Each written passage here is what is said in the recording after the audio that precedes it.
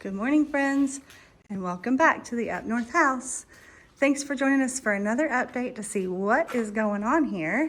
Today we'll be starting off the day in the basement. Who knows where the day will take us? We'll find out together. First thing that we have to do is insulate above our new basement wall. So John will be working on that part. I'll be starting the ventilation system. It's really just building vents to stick in these openings. I have 5 openings along the new wall that I'm going to close in with vents and make insulated panels that will be removable and replaceable depending on the season. So we'll work on that together and then we'll see where the day takes us. As you know, whatever happens is what you get to see. Thanks for joining us, and let's get started.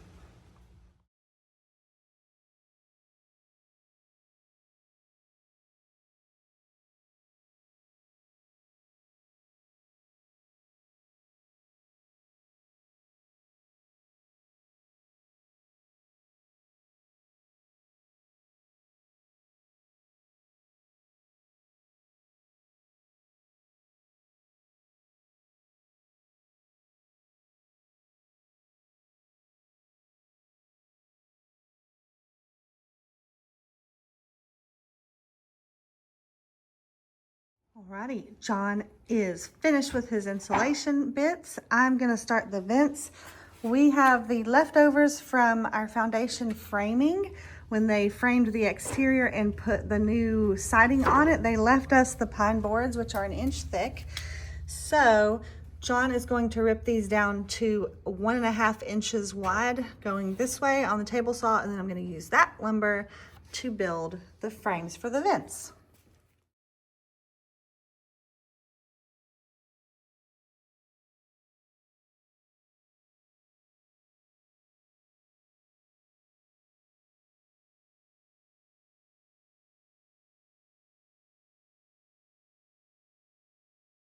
Okay, now that John has done the hard part, as usual, thank you very much, John.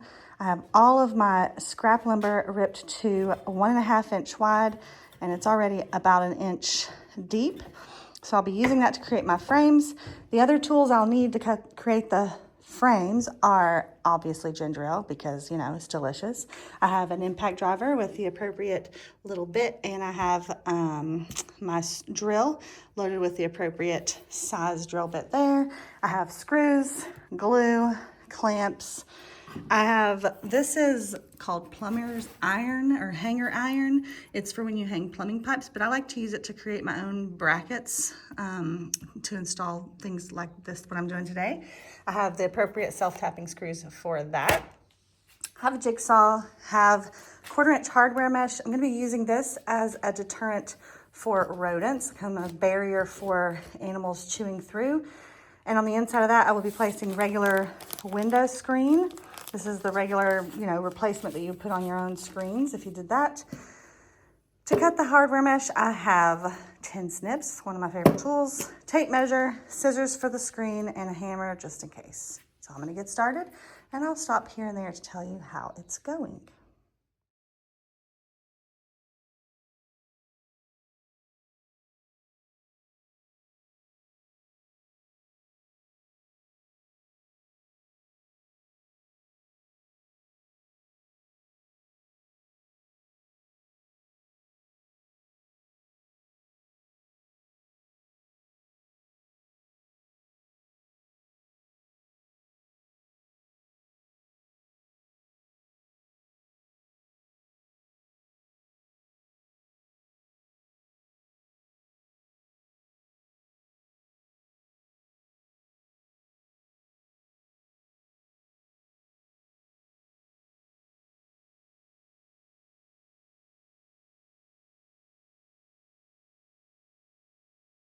All right, you just saw me cutting all the pieces. You also saw me assembling a temporary frame in this way so that I could do a test fit into our standard opening, just in case I needed to make any minor adjustments to either my frame or the opening to smooth out any edges. So I have that tested and correct where I want it. Now I can do the assembly. This frame will be assembled in this manner. This will be the front or facing outside of the house, the exterior facing. So it'll be a wood frame there. Then our wire mesh. On top of the wire mesh will be some of the bug screen that I cut. And then I'll lay these here. Of course, there will be adhesive in between. That's what I have here.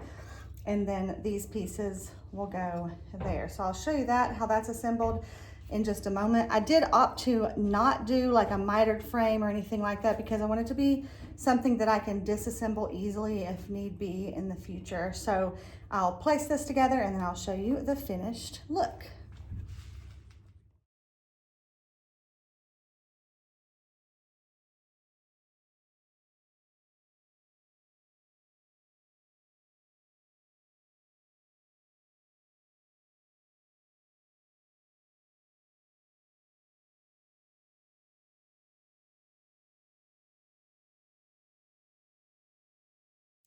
Okay, there is the frame. That's how I assembled it. This is what's working for me. Very simple, easy to replace different bits and parts if anything gets damaged with weather or rodent activity. So we have the wire mesh on the outside. The screen is on the inside. All of the screws are located inside. So if I need to replace anything, very simple.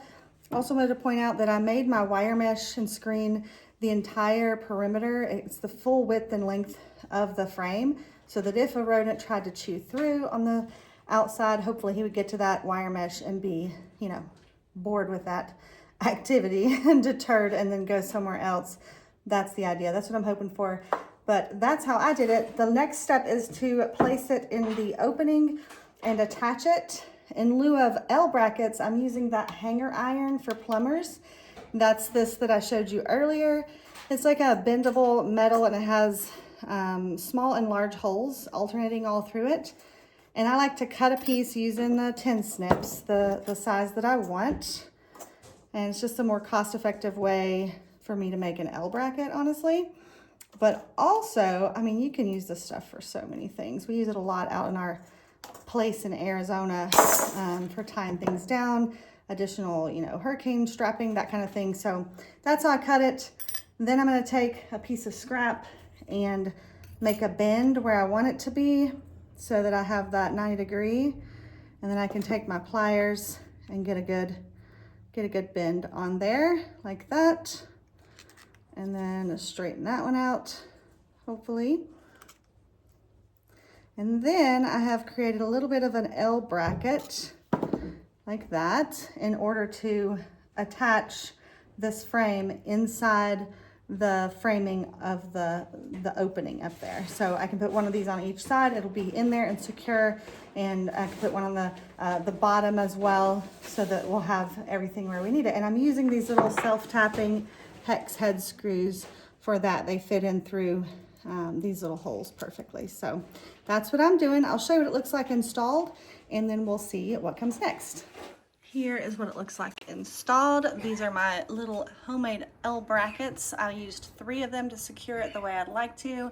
This will be open during summer, and then in the winter we will be using the foam in the same manner we did on last week's video to make a door insert.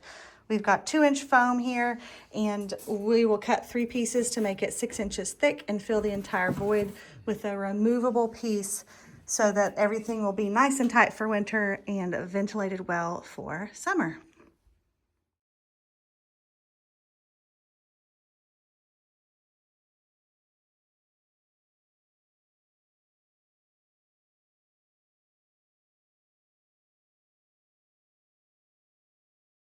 Good morning, John. Good morning. So while I've been working on the vents, John has been working on this kind of stuff. He's been insulating all the little gaps and cracks in the floor and all the holes in the openings where we've made repairs upstairs or removed old plumbing that's not going to be returned to that spot. But we're not ready to fully reconfigure that yet. So we want to just close the hole and make sure that for the season, everything is nice and as tight as we can get it. So he's been going around and putting, like, here's an old vent pipe. He's got more to go. There's a hole that used to go into the parlor. There is the hole over here for the downstairs bathroom behind the staircase. There's different things. He's put boards over certain things. He's put insulation and gaps all around so that we can pull it back out when we're ready to make the repairs next season. But for this winter, it'll be as efficient as we can make it down here so that we can try to heat mostly the basement and keep a very solid stasis on our brand new foundation wall. So that's what he's been doing. And then I'll check in with you to show you whatever comes next. Here's a final look at our vents from the outside. I have to paint them and prime them, of course, and do some caulking, but they look fantastic. I think they're gonna be great. And now moving on to what's next. Okay, next up on the to-do list, we still have one remaining temporary post here in the middle of the floor where it was before we fixed the wall. It's really doing nothing at this point right there. As we've spoken before, we're leaving these two posts permanently, and this section of the floor, once we've fixed the plumbing underneath, will be with a vapor barrier and gravel, and there's concrete in most of the back section. So we're going to be, actually, you're going to see John moving this post over to its new permanent home back over here by the back wall, so that it can just provide extra support. It's not sagging or moving or anything, but since we have it, we're gonna put it there so that it can balance the span a little more consistently across this way, and so that he can continue to dig the rest of the trench before the plumbers come. That is what's up next, and you'll see that shortly.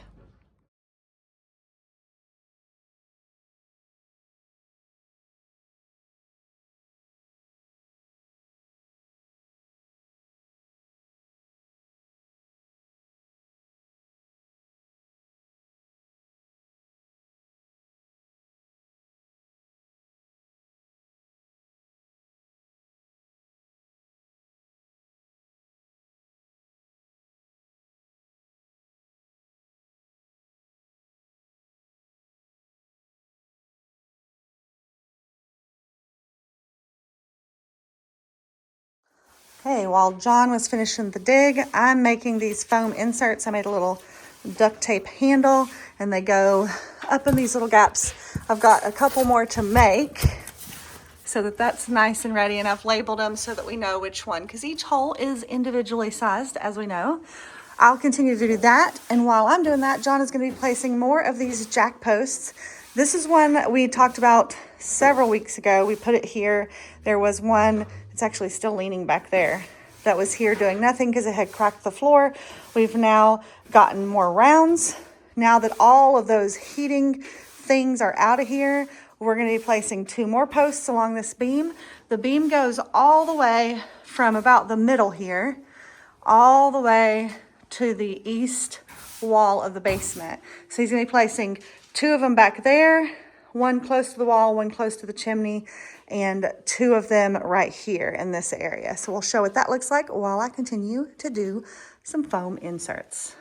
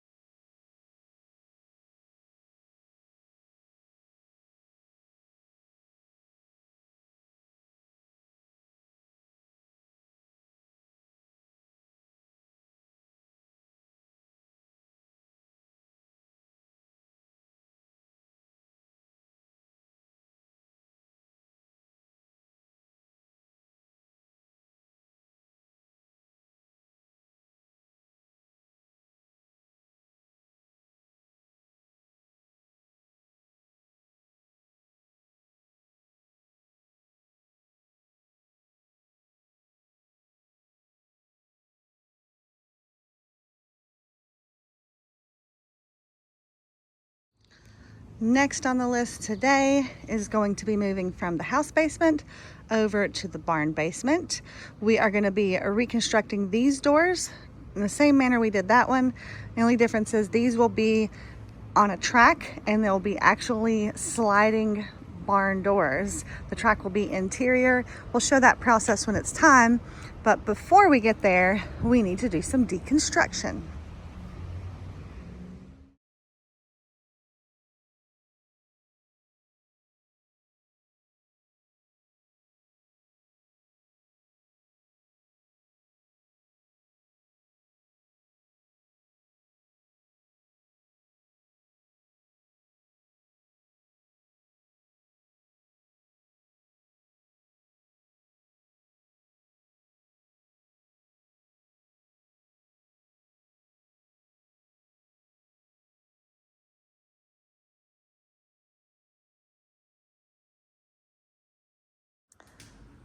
Now it is time for the rebuild process.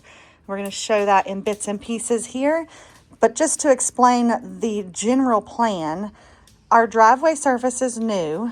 The outside of this building on the back is pitched two ways like this. So the water actually sheds to the sides. So when we had this driveway put in on that side, we did runoff mitigation with the slope of that driveway. And on the other side, on this side, we just installed that French drain for drainage. The back, pretty much in a downpour, still sheds back away because of the roof pitch here. But we will be having this driveway resurfaced with more of a hard surface to match the front of the driveway. And in that process, we're going to be building a bit of a speed bump in this area so that we can still use this door to roll things in and out as needed, but there'll be a speed bump for any water that does happen to make its way this way. And then we will have a gravel drainage area on this side of that door. Our barn doors are going to slide this way and this way. There'll be two of them. In order to make that happen, we have to adjust for these piers that were placed at an earlier time when this barn foundation was repaired. And so this pier is a little further out than that pier, and these are not the kind of small piers that we could just adjust. These go about 4 feet deep. So they are where they are, and we're going to build around it. So we're going to be building a frame from this beam.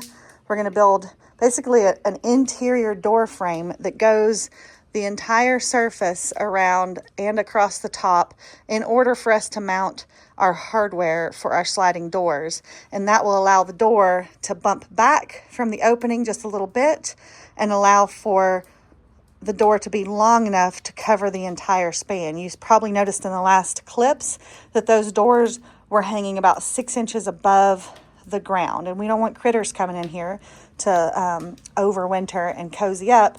So we're going to block that. In order to get the doors long enough and free to slide, we have to build out that frame all the way around it. So you're going to see us doing that process. I'll explain more as I go, but that's our thought process. That's why we're doing it. And now you get to see us doing it. While John and I are gathering materials that we need to rebuild that basement barn door, we had some very exciting things begin, and that is a roof repair. So many of you guys have been asking about the roof and why aren't we doing the roof, this and that. The reason we're not doing the roof is, number one, it's largely okay. However, there is one section that is not okay. And thankfully with this roof, as we need to replace it, it's pretty sectioned off. Like we can do this section 1 year, this section, the barn section, that section up there. We can do them in pieces. So we are repairing one section that had an active leak over, you could see some of it over the bedroom in the back that has the pink wallpaper. That section was a little soft, and the section you can see Glenn working on is actually very thin old metal. So he's replacing that. He's already done the drip edge.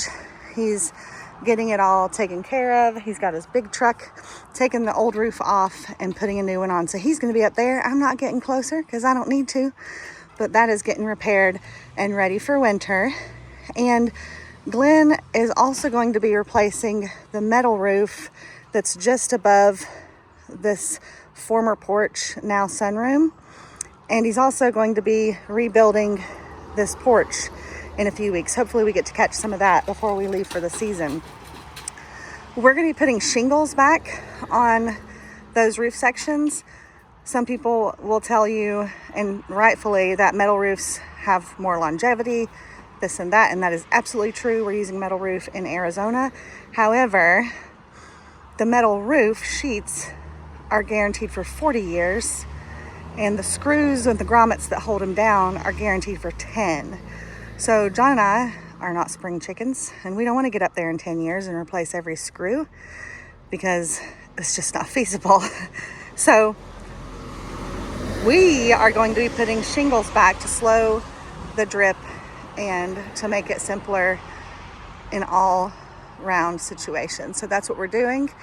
That's what Glenn is doing, I should say. And I'm excited that he's here, and that is what's happening up front. That's why it's noisy. You'll hear that later, I'm sure. If not, that's what's happening. Here we are, morning of day 2 for roofing projects. They've gotten the sheet metal off and they're getting ready to replace any pieces that need to be replaced. They're gonna put new flashing in along our siding so that next year we come in for paint. We're gonna be set and ready, and they're working really quickly this morning. They've already got everything off and now they're getting ready to build it all back.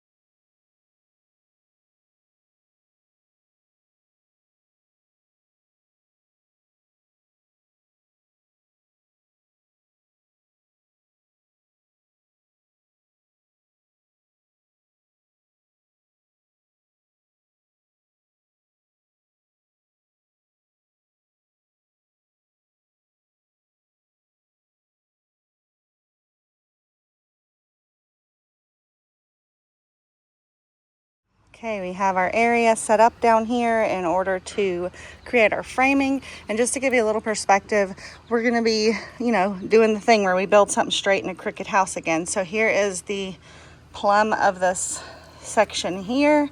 You can see it's a little bit that way. It's about 2 inches wider at the top than the bottom. And we wanna bring our framing out beyond this pier down here. So the first step is we're gonna place some 2x4s flat against this post, and then our 2x6 will come out, giving us enough room to scribe a plumb closure space for our new door to hang.